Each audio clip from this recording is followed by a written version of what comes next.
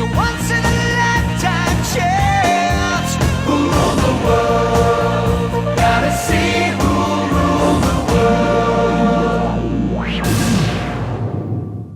Hello and welcome to the highlights of the first of the World Cup matches in 1992. The fifth World Cup to be played, and this opening game between Australia and New Zealand at Eden Park, Auckland. A lovely ground, slightly odd shape, but it looked, according to Tony Greig, to be in superb condition with a fast outfield and a pitch a little bit damp, could be a bit too paced, and might be difficult on which to chase runs.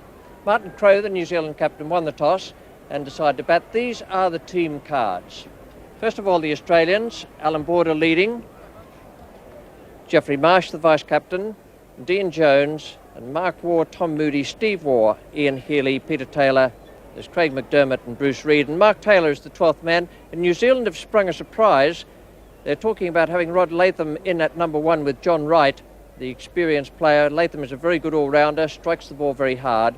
Then there's Jones, Crowe, Rutherford, Harris, Smith, Cairns, Patel, Larson and Watson, and Mark Greatbatch is the 12th man. Craig McDermott bowled the first over. The first two balls were wides. John Wright takes strike to him now with 2 runs on the board for New Zealand. Oh, he's bowled him 2 wides and he struck. That looked to me as if that ball hit the inside of the bat and then came back onto the stumps. But what a start for Australia. And how unlucky can you be? John Wright, all that experience. He's 37 years of age. Let's have another look.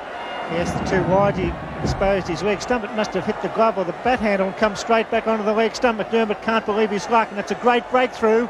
New Zealand 1 for 2. Andrew Jones, he's played in 54 one-day internationals, plenty of experience, made over 2,000 runs. Tremendous atmosphere, a lot of nerves about for all the players. In the air and down to the boundary, square for 4. That one whipped away right off the meat of the bat. And the Kiwis in that area loving every second, a few of them bowing on the ground at the moment. There's the replay, right off the meat in the air, but wide of the fieldsman. Quick outfield ball. Yes, it's going to be a fast scoring outfield, a big score here if you play your shots. And both those shots have been played on the onside, racing away for 4, 1 to Jones, 1 to Latham. So a good positive start by the top order, trying to play their shots. Got him! No, he's dropped him! I can't believe it. Straightforward catch to Tom Moody, in and out. And that is also the end of the over. He'll be feeling like death warmed up. 1 wicket down, 12 runs on the board. Oh, well bowled. Oh, he's given him out, my goodness. That came as a surprise to the batsman. Well, I thought that bounced too much. My immediate reaction was going over the top. This is the replay. It's probably straight enough, but have a look where it hit him. He was going forward. What do you think, Bill? Well, independent umpires are in vogue here in the World Cup. They put the finger up at umpire eye hard, booing from the crowd. It's a bad start. It's 2 for 13. And now it's Martin Crowe, the captain of New Zealand. He's not 30 yet, but have a look at those 50s, 24 of them. And New Zealand is on the back foot already after just 4 overs completed.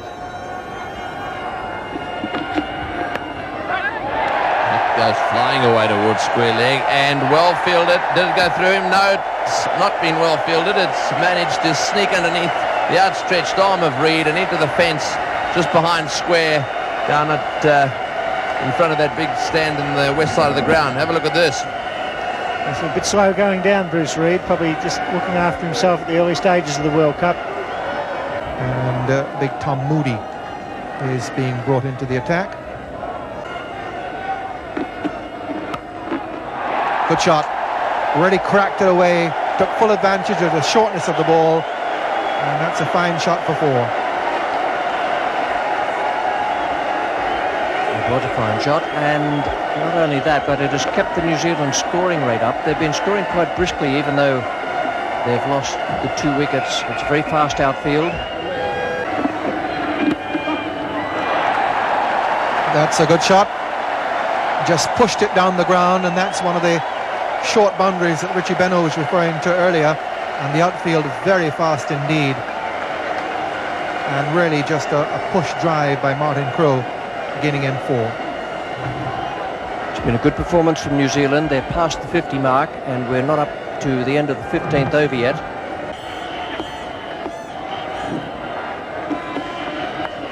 It's in the air and it's been taken, very well caught by Ian Healy. Rod Latham, opening batsman, is on his way. It's the 3rd wicket to fall. Short and wide delivery. Latham gave it the full flow of the bat, only managed to get a toe end of it wide to Ian Healy, who, diving away to his right, takes the catch. Well, a very good catch by Healy. Latham trying to do the right thing and take severe toll of that wide ball and get it away, but he's got the edge, and Healy taking that catch, a magnificent catch, a good breakthrough for Australia. Well bowled, Tom Moody. New Zealand 3 for 53. So Ken Rutherford is the new batsman. Crowe, it's a slow one as the outfield is coming around. It's a valiant attempt by Dean Jones. The slowness of the pace of the wicket caused Martin Crowe to hit that much finer than he was aiming. He was aiming over mid-wicket. The ball in the end has gone to the boundary, but what a magnificent attempt by Dean Jones to get around and take the catch. Yes, the right idea. Didn't quite go where he wanted it to go, but have a look at this now. Dean Jones, very, very quick, and boy, had he caught that, would have been a classic. But he just got his fingertips to it. In the air, down to square leg, one bounce into the fence for 4. Good shot. Can't afford to bowl short, and that brings up the 100 as well for the New Zealanders. Yes, that was a great shot by Martin Crowe. The attacking short delivery here, attacking the short boundary, hooked it away perfectly right in the middle of the gap. There it is again. Fielder no chance of getting to it. One bounce 4. We have a change of bowling here. Martin Crowe is the batsman, but Peter Taylor. In the air and into the gap for 4. They started to get some rhythm, and that's where they're hitting him. Taylor won't be happy. That wasn't a very good delivery. Well, the Australians have bowled a couple short just recently, and the New Zealanders have really latched onto them. Here it is again, short, and that's just where he wants it to be. There's a big gap in the mid-wicket boundary there, and here it goes again. There it, straight over mid-wicket. There's a big gap, 4 runs.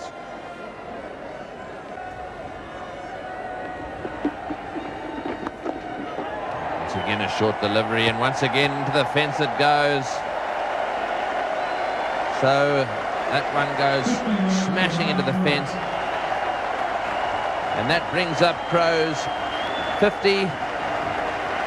He's made 50 off 88 balls, just 5 boundaries, 5 fours. Boy, do they need him to play a good knock today. Here, Martin Crowe once again getting onto the short pitch delivery and dispatching it for 4. He'd be delighted. I'm sure that's done his confidence a great deal of good. His first 50 in this World Cup. Waugh to continue. Mark Waugh to bowl over the wicket. Well, that's a very good shot. There are 2 men out there protecting the boundary. It wasn't a very good ball. It was woefully short, but it was very well put away indeed. And even though there are 2 sweepers out there, neither could get to it. Well, just about all the Australian bowlers have bowled as though they're on a fast, bouncy Australian pitch. So Reid back. And he's got it down between 2 fielders. Very accurately bisecting them. 4 more runs to Martin Crowe. And the Australians being punished for short bowling. It may be that they're a little bit short of a gallop. As Border says, they haven't had as much limited overs practice as they would like coming into the World Cup. There are plenty of other matches to go. But certainly the bowling today has not paid much attention to the type of pitch on which they're operating. Oh, what a glorious shot. Short ball pulled away, and now one pitched up, and he banged it through mid-off.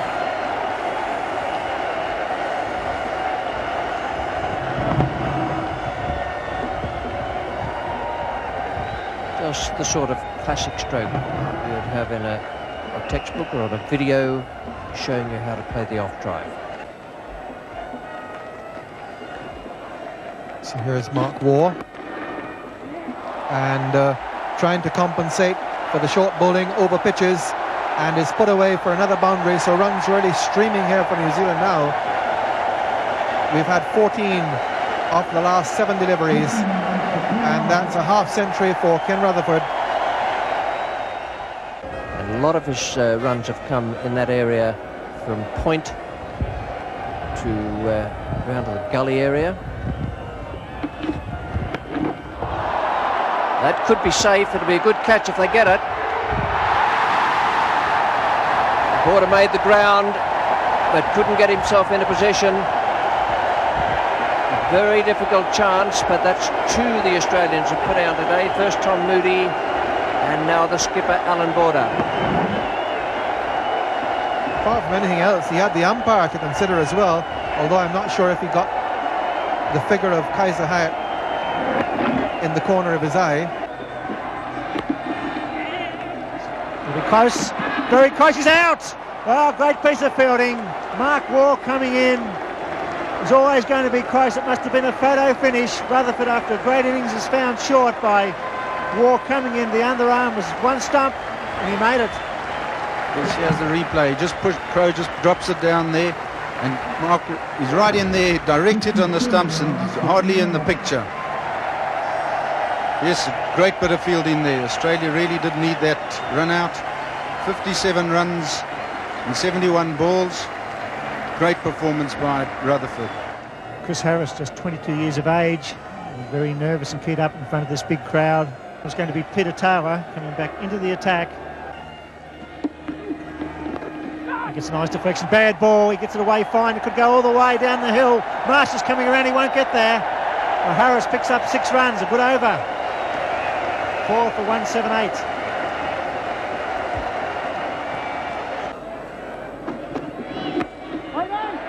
Oh, chance of a run out, he's gone. It'll be Harris, good thinking by Crowe, he kept coming.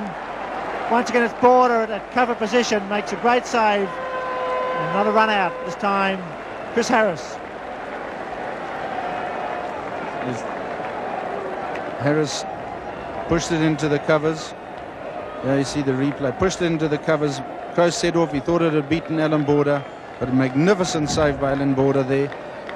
And Harris, quite rightly, gets out of his crease to make sure that Martin Crowe, the informed player, is there. 5 for 191. New batsman Ian Smith at the non-striker's end. Crowe's on strike. It's the last ball, he's gone for. That's a great shot. It's over the head of Boone. It could go all the way. Crowe finding the gap. That's 4. Oh, there it goes. 5 for 199 after 44 overs. Steve Waugh taking his time. He's a good bowler in the final overs when the pressure's really on. There's 4 men inside the circle, trying to constrict the batsman for singles. This time he gets it square. There's a man there. That beats him. 4 runs. He picked that slower ball and swung it fine. New Zealand doing well in the final overs, under pressure. Yes, 2 slower balls, and this time, yeah, another slow one. This time he'd seen it, the ball before, picks it up and drags it away on the leg side. 4 runs. McDermott. Oh, well taken by Healy. Magnificent catch by Healy. A little inside edge went flying away and down the leg side, and boy, that's the second great catch he's taken. It went flying really fast and low, and Healy had his glove there and went straight in the middle. One earlier diving away to the right, this time diving away to his left. What a good take that is. Ian Smith would have recognised it as a wicket keeper, just how good a catch that was, and he's on his way. New Zealand 6 for 215. Ian Healy, what a great catch. And the new batsman is Chris Cairns. Martin Crowe, he's on 94. He's played well enough to deserve a century. All these Kiwis go mad if he hits a 6 for his 100. Oh, big appeal there. Is that out caught behind? He's not walking, and the ball is thrown down. And I tell you what, umpire Shepherd not very happy. Hands went to his hips there as Healy threw the ball to the ground, almost in disgust. And